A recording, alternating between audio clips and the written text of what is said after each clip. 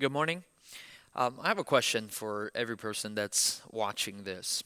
If you were to choose one thing out of all the different things that we're facing right now, if you were to choose one thing that you can say is the hardest thing to recreate in a church that does not gather, what would it be? I want to expand on that question. There's a lot of things that we don't have right now since we can't gather as a church. There's a lot of things that we can't have, but we find ways to kind of not make do, but to replace them. We can't gather in person. Well, we have a live stream service.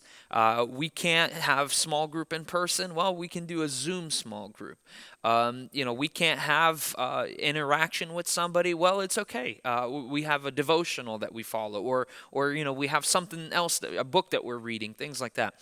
Your ministry as a Sunday school teacher has been taken away from you right now. Well, maybe you're helping at a food bank and you found other ways to serve. So we find different ways to replace the things that we are kind of missing right now. Now, this is all for a season. We all understand that. But even though it's for a season and we will be able to gather soon, it's important to be able to replace the things that we don't have. And so when you look at that kind of situation, what would you say is the one thing that is the hardest to replace? I kind of ask that rhetorically because you can't answer me, but I ask it because I've found in myself an answer for me. And the way that I found it is by trying to find what is something hard to do even when we can gather. I want to read from Galatians chapter 6, verse 2. It says, "Carry each other's burdens, and in this way you will fulfill the law of Christ." Now, this scripture is talking about the law of Christ. The law of Christ, what law did he leave us? It was one about loving God and loving your neighbor. And he's saying here in Galatians chapter 6, verse 2, it is being said that a way to fulfill that law, a way to practically love God and love your neighbor, is to carry each other's burdens.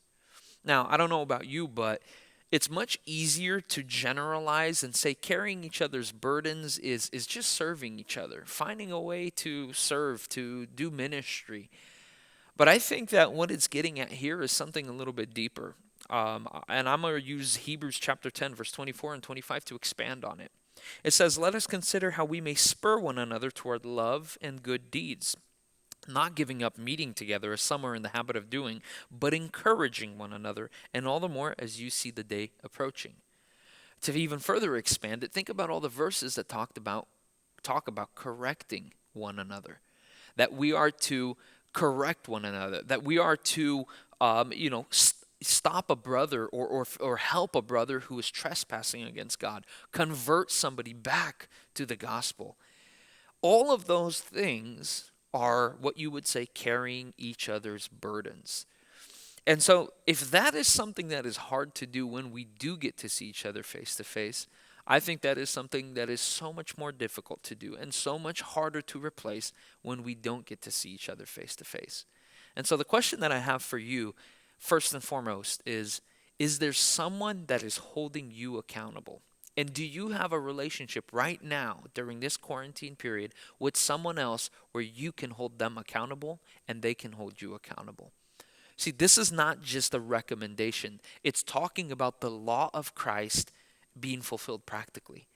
It's not something that is just a part or something that you are to strive for. It's something that is essential to your faith. It is something that is required for your faith to grow and for you to be a healthy believer. And so my simple thought with this whole devotional is to think about who is in your life. And if there is no one, can you pray about it? Can you make it a priority to pray and to find someone that can hold you accountable, that can look out for you and say, hey, this is something that, I see you maybe kind of getting weaker in, or maybe how's your faith doing? It doesn't have to be a correction alone, but somebody who can go into the deeper parts of your faith and say, that you can be more vulnerable with, that can encourage you when you're growing weak, or maybe correct you when you're straying off to the side. And then is there anybody that you have a relationship with that is trustworthy enough that they look to you for that? God bless you as you build these meaningful relationships and you fulfill the law of Christ practically.